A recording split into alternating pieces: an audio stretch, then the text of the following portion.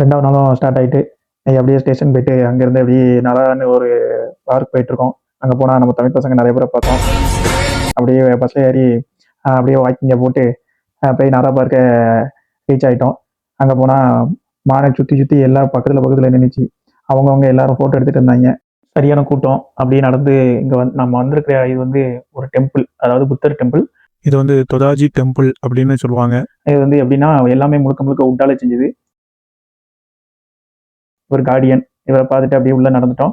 இந்த இது வந்து எப்படின்னா 8th செஞ்சுரியில சோமுங்கிற ஒரு எம்பரர் இந்த இதை வந்து கட்டியிருக்காங்க.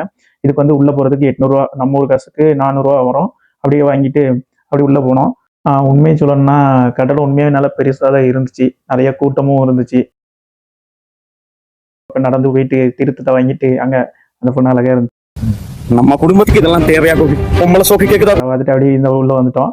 இது வந்து வெண்கல சிலையில கட்டியிருக்காங்க. வெண்கல சிலை வந்து 16 மீட்டர் அவர் கட்டும்போது. இப்போ வந்து ஒரு 15 மீட்டர் ஆயிட்டு. அப்படி சின்ன மினியேச்சர் அப்படிலாம் பார்த்துட்டு இது வந்து புத்தரோட நாசி துவாரம்னு சொல்றாங்க.